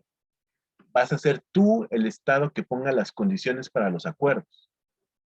Cuando tú negocies un acuerdo con otros estados, quien va a tener la posibilidad de imponer mayores condiciones eres tú. Y si no, revisemos, por ejemplo, lo que pasó con el TEMEC, ¿no? ¿Cuántas cláusulas no metió Estados Unidos que son más como para beneficio de ellos, que tiene que ver con condicionar ciertos aspectos hacia México, hacia Canadá incluso, pero porque tienen la posibilidad de hacerlo?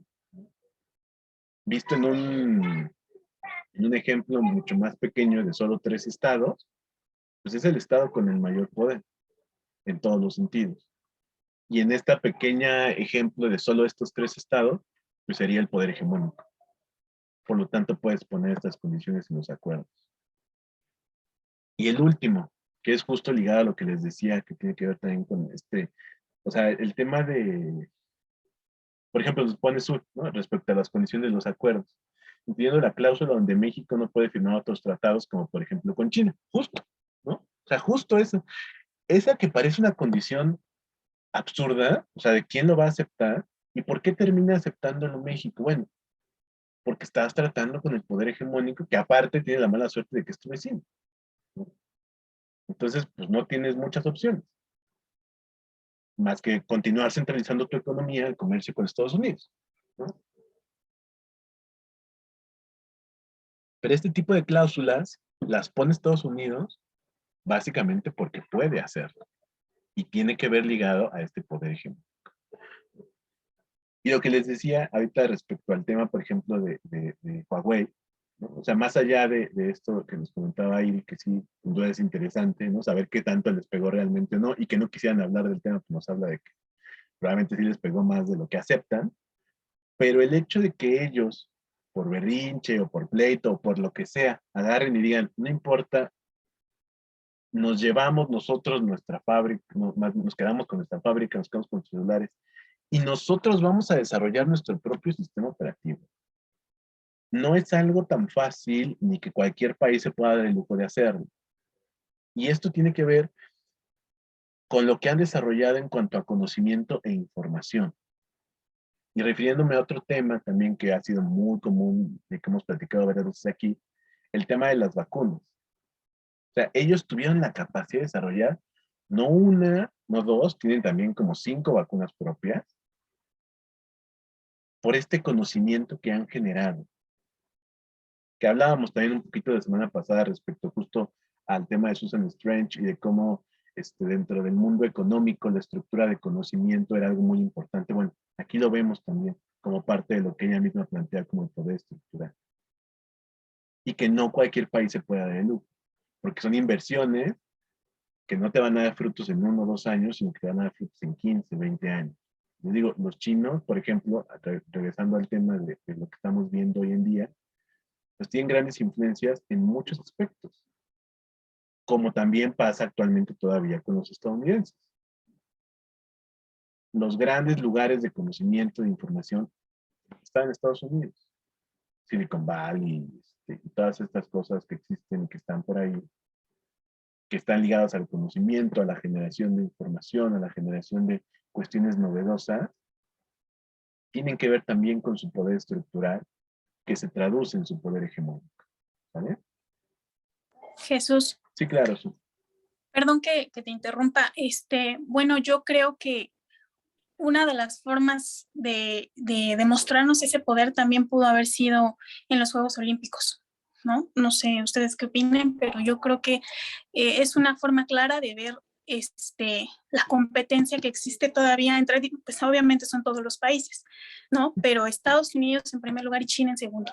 Creo que está más que claro la diferencia entre las medallas con los demás países, ¿no? Como México, que ganó solamente 3, lamentablemente, pero conforme fue pasando este periodo de los Juegos Olímpicos, China se encontraba en primer lugar a veces Estados Unidos, hasta que el marcador final fue Estados Unidos en primer lugar y China en segundo. Gracias. Es un ejemplo bien interesante porque sí, y además, como yo les comentaba, en estos juegos en particular, también importa mucho el cómo se manejó en Estados Unidos, porque creo que son 17 días de Juegos Olímpicos, una cosa así.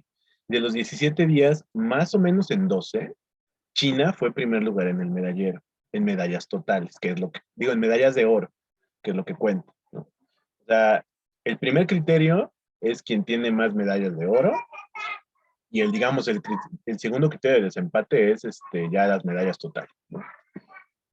Pero en sentido estricto, aunque Estados Unidos tenía más medallas totales, China tenía más de oro. Y en Estados Unidos ponían, en la televisión estadounidense, ponían a Estados Unidos como líder del medallero a partir de que tenía más medallas totales. O sea, este manejo de la información refleja cómo justo es un tema muy importante de los estados. Y es un tema que también refleja el poder y también refleja todo este desarrollo que se puede o no estar teniendo y refleja esta capacidad de ser el poder hegemónico. Los deportes son un gran ejemplo de ello, justamente como bien nos comenta Azul. Y pasó con la URSS en su momento, está pasando ahora con China, y sobre todo esto de que durante tantos días los estadounidenses en sus medios de comunicación pusieran a Estados Unidos como el primero, aunque no lo era de acuerdo a lo que señala el Comité Olímpico Internacional, refleja lo importante que es, como bien nos comenta Azul. En efecto, muchas gracias, pero sí es algo bien interesante y es muy relevante ver cómo esto impacta, cómo todo está relacionado. Y si ustedes recuerdan, este gran salto que da China, lo hace a partir de 2008, de sus Juegos Olímpicos. O sea, antes de eso sí era importante, sí tenía un montón de medallas, pero la gran meta en 2008 fue, tenemos que, por primera vez en la historia, quitarle el primer lugar del medallero a Estados Unidos, y lo hicieron. Muy justito también. Igual, no les ganaron medallas totales, pero sí en oro, y eso es reflejo de toda esta parte, ¿no? Tiene que ver todo está ligado, y todo se puede transformar o se puede traducir en poder. Aquí sí volviendo un poco a Morgenta, pero hablando de este poder estructural que nos habla justo Susan Strange, y eso que escuchan de fondo es a mi sobrino gritando, que seguramente también saldrá en la grabación, pero bueno, para que vean que aquí anda contento. Siri.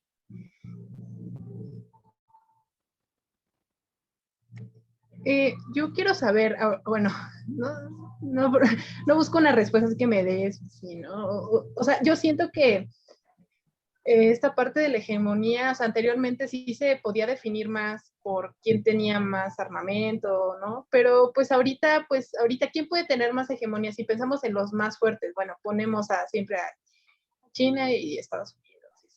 Sí, o sea, Estados Unidos pone sus limitaciones, da sus amenazas a los países que están cercanos y demás, pero yo me di cuenta de que compra, o sea, tiene un déficit comercial con China muy grande. China ha comprado la mayor parte de su deuda, o sea, la verdad, entonces pues China diríamos que podría tener más, en el fondo, pues más poder de alguna forma, más control.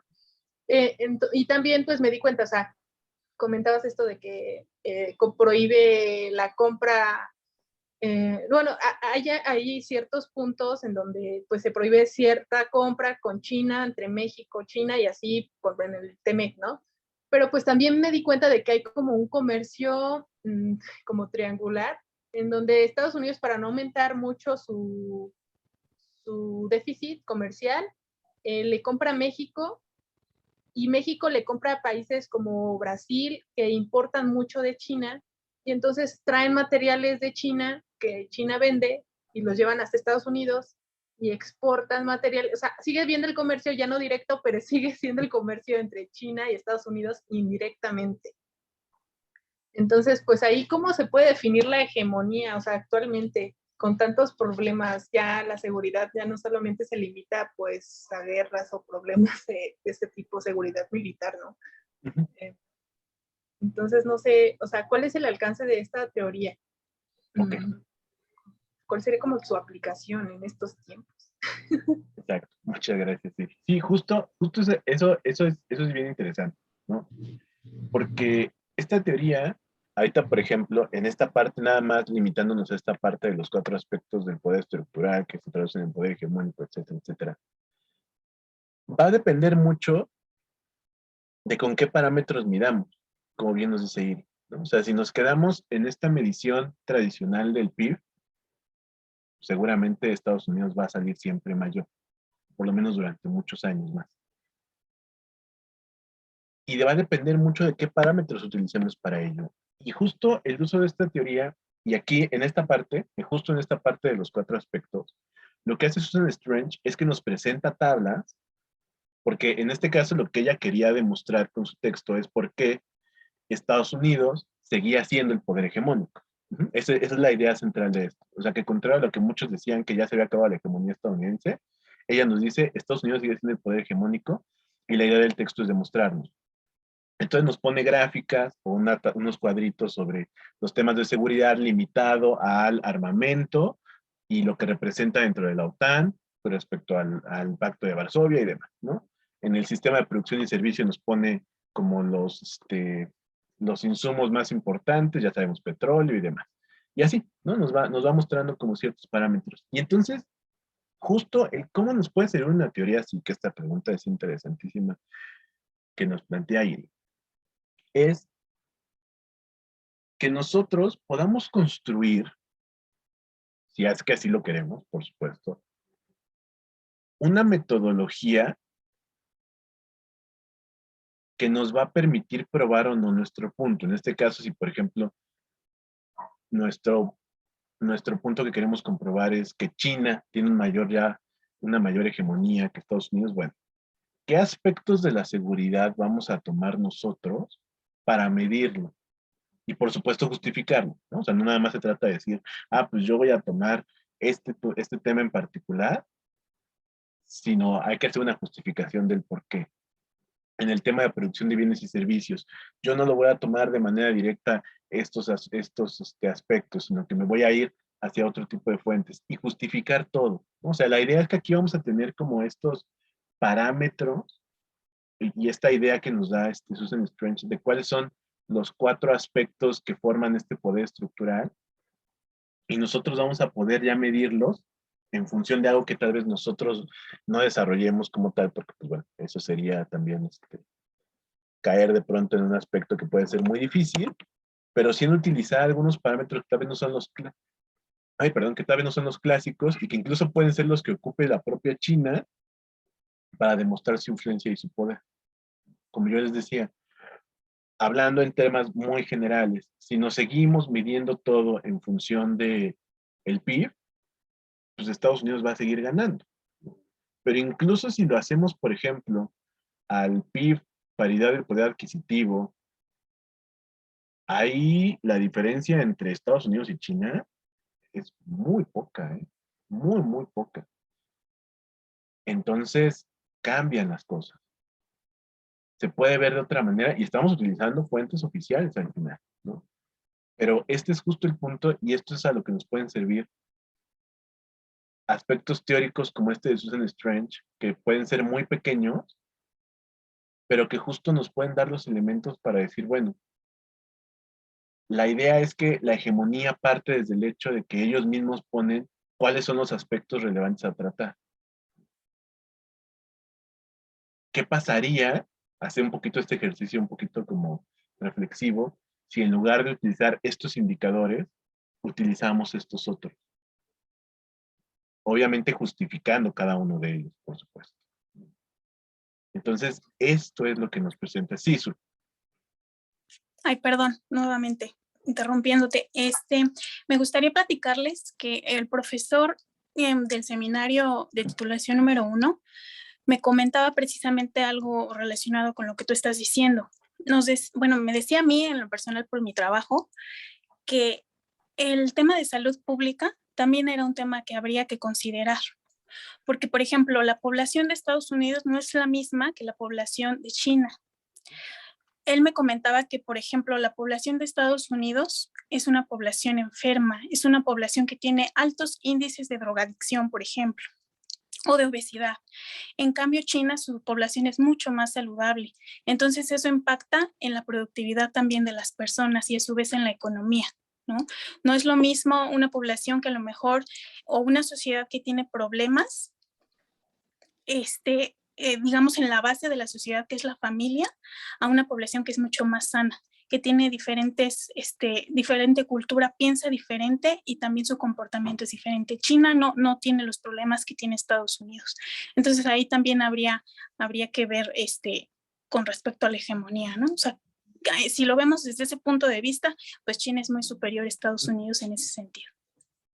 Muchas gracias. Justo lo que acabas de comentar también es algo bien importante. Sí, Y también tendría que ver en qué basa su economía, porque si lo basa en cosas que se pueden caer fácilmente, pues, si lo medimos en cuestiones económicas, o sea, porque regularmente la economía predomina, pero bueno, ya sé, eso era todo. muchas gracias. Y sí, justo todo eso también tiene que ver, o sea, con base en qué estamos midiendo, ¿no? O sea, si seguimos midiendo igual que como lo hacemos hasta ahora, pues sí, probablemente vamos a continuar teniendo la hegemonía, por lo menos en papel de Estados Unidos, por muchos años más. Pero de eso se trata en este tipo de enfoques teóricos, que lo que nos presentan es este reto de, ¿y si metemos otras dimensiones, como nos decía Su, ¿no? Si metemos otros aspectos, sí, Ricardo. Sí, bueno, igual, no sé, por ejemplo, se me ocurre, ¿no? Que diversificando, pues el tipo de hegemonía, no solamente política o de salud o económica, sino, por ejemplo, la hegemonía cultural que Estados Unidos tenía respecto a su producción de cine o su producción musical, o no sé, otros aspectos más tipo culturales. Hay países que ya han inclusive a lo mejor quitado esa hegemonía en otros aspectos, ¿no? Por ejemplo, Corea, Japón, o en la misma China, ¿no? India, por ejemplo, en la producción de películas, el cine francés, yo qué sé, otro tipo de aspectos o parámetros a medir en cuanto a la hegemonía. Creo que también es importante lo cultural, porque eso también da paso a la economía en cierto sentido, ¿no? En cierto aspecto de producción. Entonces, también para mí creo que es importante también manejar, eso, pensarlo un poco más. Muchas gracias, Ricardo. Y sí, justo, o sea, eso que acabas de mencionar es bien importante porque tiene que ver con el cómo medimos, qué otras dimensiones estamos poniendo y sobre todo quitarnos un poquito esta visión que tenemos de pronto que es demasiado, pues sí, occidental, demasiado cercano a esta percepción gringa y cambiar un poquito el tema, ¿no? O sea, porque, por ejemplo, lo que decías del tema del cine, ¿no? Como industria cultural y como industria relevante. Bollywood tiene una cantidad de producción mucho mayor ya a la de Estados Unidos. Y a lo mejor lo que podríamos decir, lo que muchas veces se dice es, bueno, pero pues esas películas no llegan a ningún lado. Bueno, no llegan a ningún lado, a lo mejor en México, ¿no? Pero ¿qué impacto tiene de entrada? en un país con 1.300 millones de personas como es la India, o 1.100 millones, ya tampoco sé cuántos son, pero bueno, son un montón también, de entrada. O por ejemplo, no sé si ustedes sabían, pero la tercera industria más importante del cine en el mundo, a nivel de producción, está en Nigeria, y le llaman Nollywood, ¿no? Con N. Oye, pero es que yo nunca he visto una película nigeriana. Pues no, porque el público objetivo no somos nosotros.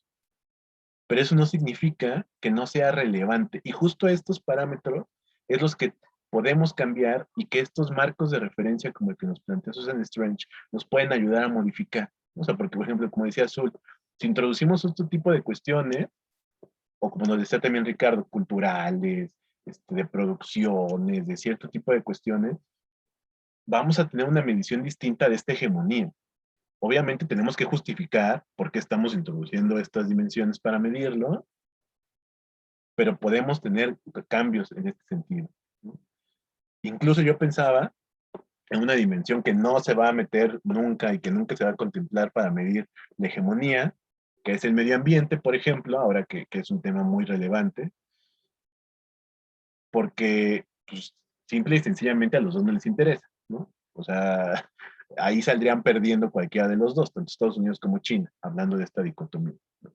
Pero sin duda, si hubiera otro grupo de países, otro grupo de estados que pretendían este poder hegemónico y que una de sus banderas sea justo el tema de ambiental, pues podrían hacerlo. O sea, a eso me refiero con cuestiones de que este poder estructural se puede reconfigurar, así como lo hizo Susan Strange, que lo reconfigura y nos plantea ciertos aspectos, se puede hacer cuando estamos hablando sobre hegemonía, siempre y cuando justificando toda esta parte, ¿no? Y se pueden replantear nuevas maneras en las que se mide esta hegemonía, que incluyan todos estos temas, como dice Ricardo, el tema cultural. Yo también considero que es muy relevante, ¿no? Bueno, ¿cómo lo reflejamos? Siempre y cuando se justifique, pues puede estar ahí y puede formar parte de esta nueva visión de lo que es la hegemonía. Porque mientras nos mantengamos en esta visión del sistema y de las estructuras planteadas por los propios estadounidenses, pues entonces muy difícilmente bajo sus propios parámetros va a cambiar la hegemonía o van a perder ellos la hegemonía, ¿sí? Claro que sí, Ricardo, ya estamos cerca de terminar, pero sí, muchísimas gracias por estar aquí, ahí nos estamos viendo. Hasta luego, que estés muy bien, Ricardo. Y entonces, básicamente, ya para terminar un poquito, esta hegemonía que nos plantea Susan Strange va a estar anclada de dos aspectos que son muy importantes. Una visión realista en lo político, es decir, hacia dentro del Estado vamos a buscar la estabilidad, ¿no? Que es justo lo que comentábamos al inicio, que en Estados Unidos hemos visto que ya se está debilitando esta parte hacia el interior. Y hacia afuera, esta visión realista en lo político hacia adentro se va a complementar con un liberalismo en lo económico, es decir, hacia el exterior. Y bajo esta perspectiva, es que entonces encaja perfecto lo que ha hecho China en los últimos años, de ir hacia el exterior y de buscar ampliar muchísimo estos temas económicos. Y por eso es que parecía de pronto, sobre todo en años anteriores, esta enorme contradicción de un gobierno tan cerrado políticamente y tan abierto en lo económico y hacia afuera en este sentido. Bueno, pues dentro de la visión de Susan Strange, de esto que escribió en el 87, pues encaja perfectamente y tiene que ver con esto, ¿no? Mientras tú mantengas el orden hacia adentro, en lo político, en lo económico vas a ser abierto, que es lo que te va a llevar en este mundo ya, como sabemos, hiperglobalizado, que en ese momento apenas comenzaban como estos movimientos de mayor globalización, pero sin duda ella tiene la capacidad de verlo, ¿no? Y como nos decía Anto, es una visionaria en todos estos sentidos, y a mí también me parece muy interesante esta visión de Susan Strange, porque es cómo se complementa lo político más hacia adentro de tu estado y lo económico con esta intención de salir, con esta intención de ir hacia afuera y de compartir estos aspectos económicos, ¿vale? Entonces a mí me pareció muy interesante. Creo que como aporte teórico nos sirve justo para saber que también este texto chiquito nos puede servir como marco de referencia, como marco teórico, porque nos va a dar una serie de bases y nos va a plantear el hecho de que ella cuestionaba lo que se decía en ese momento, el cómo nosotros podemos cuestionarlo, y siempre y cuando justifiquemos, podemos establecer algunos parámetros más del poder estructural, como decíamos ahorita, y de esta manera también nos sirve una teoría, ¿no? Para replantear, para cuestionar lo que ya se ha dicho, y en este caso incluso podría ser hasta actualizarlo. Entonces, creo que va un poquito por ahí. Me pareció interesante el aporte de Susan Strange. Digo, evidentemente ustedes sabrán, tendrán la última palabra en este sentido, si nos gusta, si no, si me parece adecuado, si no. Pero bueno, al final creo que es importante también saber cómo desde la parte teórica se puede hacer esto, se puede reconfigurar, se pueden replantear cuestiones, siempre y cuando justifiquemos todo, por supuesto, siempre y cuando tengamos forma de medirlo también, ¿no? Un respaldo, pero creo yo que es algo interesante en este sentido, ¿no? Bueno, estas son las dos fuentes, la lectura de Gramsci y la lectura de Susan Strange, El mito persistente de la hegemonía perdida. Vean, no, sí son más de 20, son 23 cuartillas, pero de verdad es un texto, creo yo, que no tiene desperdicio, que nos da estas bases importantes para trabajar y que creo que nos lleva a esta parte teórica que les digo, que nos podemos incluso aventurar a hacer nuestros propios planteamientos, ¿no? Que eso sin duda será muy valioso y que nos puede cambiar. Sí. Yo tengo la duda de si Susan fue quien escribió la teoría de la economía política internacional también. Sí, sí, es ella misma. Entonces, ¿esta teoría va pegada a esa o es diferente? Esa es una muy buena pregunta. Ya me voy a salir de la presentación. Pero fíjate, justo, y es algo que les quería comentar y se me había olvidado, qué bueno que lo mencionaste. Y,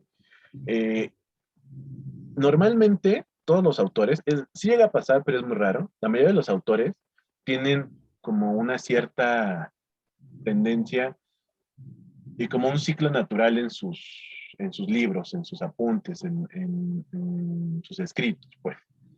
Y en este caso, yo lo que veo es que va muy ligado esta parte de la hegemonía a lo que ya vimos en la teoría de la economía política internacional, ¿no? O sea, sí retoma muchos de estos aspectos porque es como una línea natural. Sí llega a pasar que de pronto un autor un día decía que el verde es lo mejor y al siguiente dice que no, que el verde es lo peor y lo mejor es el azul. Pero normalmente hay una línea lógica en el pensamiento, ¿no? Y sí podemos ver cómo realmente muchos de los aspectos que vemos, sobre todo estos cuatro del poder estructural, están muy ligados a lo que veíamos del poder en la economía política internacional, cuando hablaba de las estructuras del poder económico, ¿no? Entonces sí va ligado, sí tiene este vínculo importante y creo que entonces el haberlo visto la semana pasada nos ayuda a entender un poquito más esta parte. Y Sí, sí, porque siguen como que la misma línea, ¿no? exacto. Bueno, sí. Sí, así es, así es. ¿Pero este fue creado después? Sí, ¿O sí, sí, sí. antes? Ah. No, este es posterior. Este texto de Susan Strange es posterior. De hecho, ya es uno de sus últimos textos y probablemente el último como que tuvo esta relevancia, ¿no? De los otros. Ahorita te confirmo, pero digo, esto es del 87 y ella falleció en el 98. Creo que uno de sus últimos libros más bien fue el de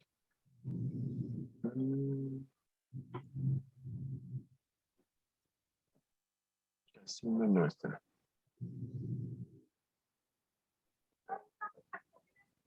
Se llama Mad Money. Mad Money, uno de sus últimos libros que también tiene que ver con esto, pero es un aspecto mucho más económico. Pero digamos, en temas que consideren a RI, sí, esta sería como una de sus últimas aportaciones, ¿no? Esta parte de la hegemonía. ¿Y ella fue internacionalista o economista? Es economista, fue economista, sí, perdón, fue economista. Por eso da este enfoque mucho más económico, ¿no? Que no es tan tradicional en la CRI, pero que sin duda es interesante por todo lo que ya también comentábamos la sesión pasada. Ella era economista. ¿Vale? Sí. Perfecto. Pues no sé si, Gracias. con gusto, Iri. No sé si tengan algún otro comentario, algo más que señalar en este momento, alguna pregunta.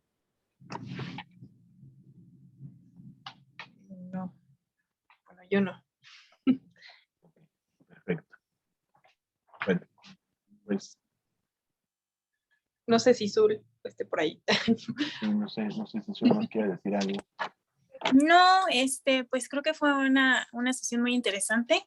La verdad es que me gustaría volverla a ver cuando la subas, por favor, para por ahí de algunas cosas que me perdí porque, bueno, ustedes saben que este horario es complicado para mí y entonces me hablan muchas personas, luego me están molestando y no tengo, digamos, ese tiempo para ponerle atención al 100%, entonces pues estaré pendiente de cuando la subas, por favor, para poder recapitular y ponerle muchísimo más atención. Perfecto. Nuevamente, pues te agradezco tu tiempo. Creo que todas las aportaciones que nos das son muy valiosas. Y pues más para mí. La verdad es la semana anterior y esta han sido de suma importancia para mí. Muchas gracias. No, muchas gracias, Sol, muchas gracias, Siri, gracias a Ricardo, Anto, que estuvieron aquí un rato. Bueno, y sí, ya la voy a subir hoy mismo viernes, para que la tengan. Y hoy mismo también les mando una lectura sobre lo que vamos a estar revisando la semana siguiente, que es la teoría de la sociología histórica, para que ahí si tienen oportunidad la revise. Y pues igual, para ustedes que están aquí, para quienes lo vean después, cualquier duda, cualquier pregunta que tengan, pueden escribir al WhatsApp, pueden ser por correo. Si gustan hacerlo en el grupo también, ¿no? O sea, como para, si hay dudas compartidas, las platiquemos. Y con todo gusto ahí lo estamos checando cualquier tema que vaya surgiendo, ¿no? Y bueno, ya